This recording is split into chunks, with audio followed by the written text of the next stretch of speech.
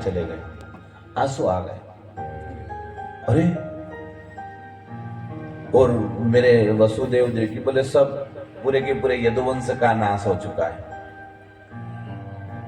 हृदय भर आया, आंखें भर आई। तब विदुर जी ने कहा कि उद्धव आप धन्य हो, आप तो हमेशा ठाकुर जी के बड़े प्रिय परम सखा हो, बचपन से ही ठाकुर जी के साथ में हो, और मैं 55 का हो गया और मैं तो बस 1-2 बार ही भगवान के दर्शन कर पाया हूं, तो आप धन्य हो, आपको दंडवत करूं, प्रणाम करूं तो कृष्ण दर्शन के फल प्राप्त हो।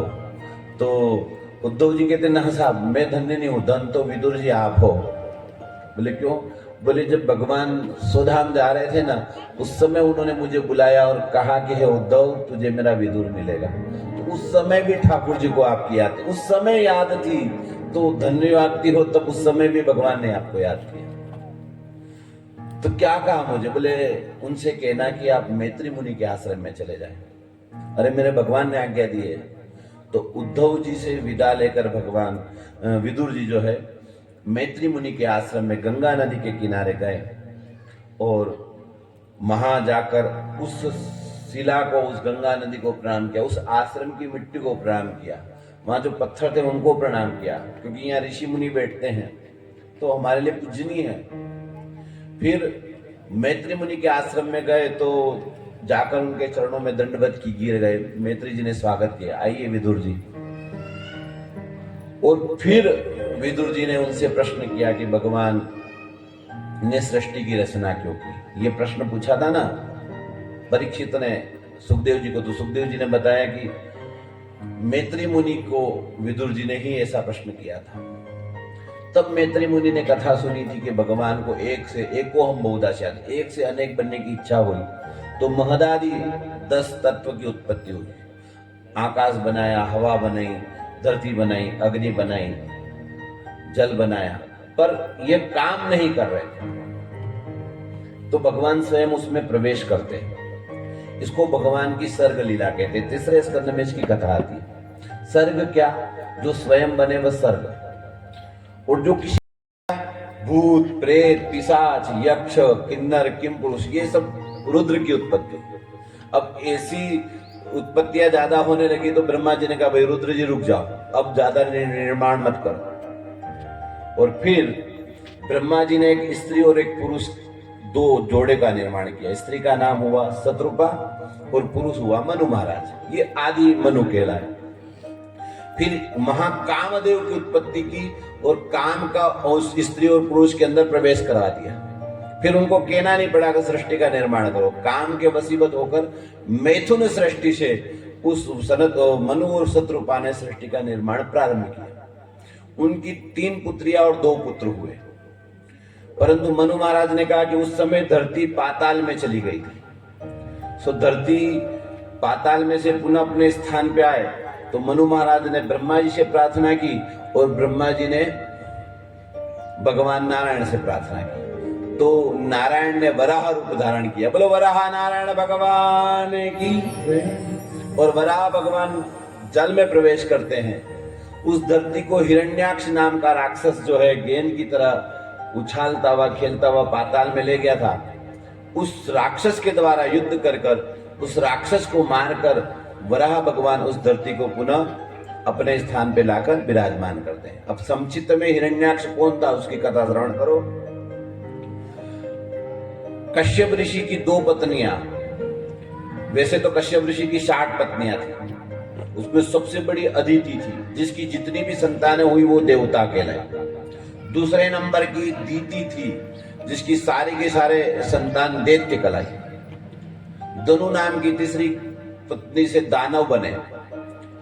विनीता नाम की पत्नी से गरुड़ जी ने जन्म लिया। कद्रु नाम की पत्नी ने सर्पों को बनाया। ऐसे 60 कन्याओं के द्वारा सारे सृष्टि के कीड़े मकोड़े जीव जंतु सब उन 60 कन्याओं से उत्पन्न हुए। इनकी कथा आगे आई। तो जो सबसे बड़ी दीति थी, अदिति, उसके नाम के दूसरे नंबर की जो दीति थी, वह एक दिन संध्या समय जाकर कश्यप ऋषि इस ध्यान में बैठे थे कि उसके मन में कामांध हो गई, उसको काम भोग भोगने की इच्छा हुई। तो श्रृंगार सजकर अपने पति के सामने चली गई और उन्हें काम की दृष्टि से देखने लगी। ऋषि उस समय संध्या पूजन कर रहे थे और वो स्त्री उन्हें काम की तरफ से देखे जा रही है। तो कश्यप ऋषि ने कहा, अरे देवी ये क्या कर रही हो, पूजा पाठ कर रही हो कि ये काम प्रकट कर रही हो? तो कहा कि मैं तो तुम्हारी पत्नी हूं, मेरे मन में काम हुआ है तो आप मेरे काम का नाश करो। तो बोली ये समय छोड़ दो, परंतु पत्नी जीत करने लगी। 4 कर्म संध्या का समय नहीं करना चाहिए, ऐसा शास्त्र में लिखा है, ये ध्यान रखना चाहिए। संध्या समय 4 कार्य वर्जित है। एक तो संध्या समय सोना नहीं चाहिए, दूसरा संध्या समय खाना भी नहीं चाहिए, तीसरा संध्या समय काम भोग भी नहीं भोगना चाहिए, चौथा संध्या समय कोई पढ़ाई भी नहीं करना चाहिए। चतुर्थ कर्माणि वर्जेत। संध्या समय तो सूर्य अस्त हो रहा होता है, चंद्रमा भी ढंग से निकला नहीं हुआ है, सूर्य बुद्धि का मालिक है, चंद्रमा मन का मालिक है, दोनों ढंग से नहीं निकलते हैं तो बुद्धि भी कमजोर हो जाती है, मन भी कमजोर हो जाता है। उस समय घर पे दीपक लगाओ और भगवान का पूजन करो। लेकिन यदि उस समय बुरा काम करोगे तो जिससे स्थिति बिगड़ेगी।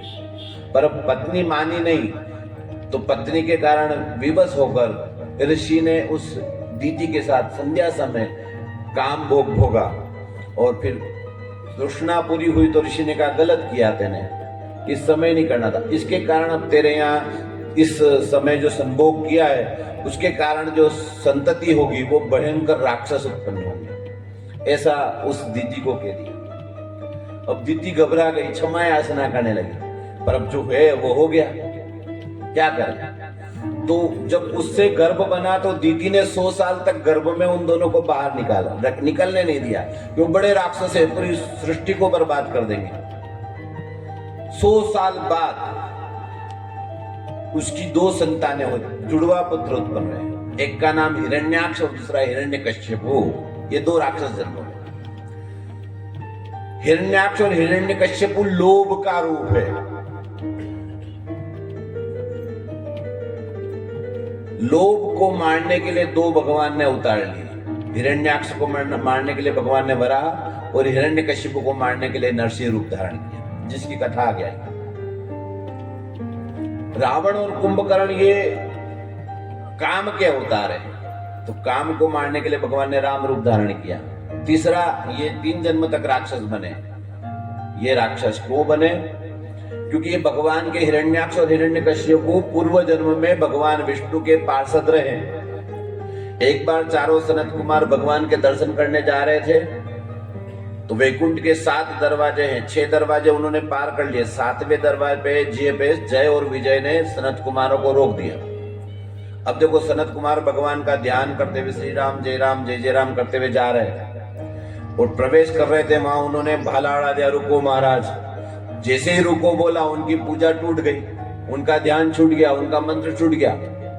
अब कोई भजन करता हो और भजन में विघ्न डाले वो तो राक्षस ही कहलाता है। तो चारों सनत कुमारों को क्रोध आ गया कि हमारे भजन में विघ्न डालने वाले तुम राक्षस हो, इसलिए अगले 3 जन्म तक राक्षस बनो। अब जय विजय घबरा गए, भगवान बाहर आए, उन्होंने जय विजय को कहा तुम 3 जन्म तक राक्षस बनोगे तो मैं 4 बार जन्म लेकर तुम्हारा मोक्ष करूंगा, चिंता मत करो। तो वही जय और विजय हिरण्याक्ष और हिरण्यकश्यपु बन गया है। और इतने भयंकर राक्षस, रोज एक हाथ रोज उनका शरीर बढ़ता रहता था। लोभ हमेशा बढ़ता है, एक हाथ रोज शरीर बढ़ता था। ऐसा होता कि वो चलते थे तो उनका मुकुट आसमान में लगता था, एक पांव की खनक से धरती कांप जाती थी। इतने शक्तिशाली थे कि हिरण्याक्ष ने तो धरती को गेंद की समान खेलते खेलते पानी में ले लिया। और भगवान देवता घबरा गए तो भगवान से प्रार्थना की तो भगवान ने वराह रूप धारण किया और दुष्ट हिरण्याक्ष को मारा और धरती की पुनः स्थापना कर दी। बोलो गोपाल कृष्ण भगवान की। अब उस धरती पर मनु महाराज का राज्य हुआ। उनकी 3 पुत्रियां और 2 पुत्र हुए। सबसे बड़ी पुत्री का नाम देवहूति, उसका विवाह कर्दम ऋषि के साथ हुआ। कर्दम ऋषि महान तपस्वी इंसान थे। भगवान नारायण के कहने पर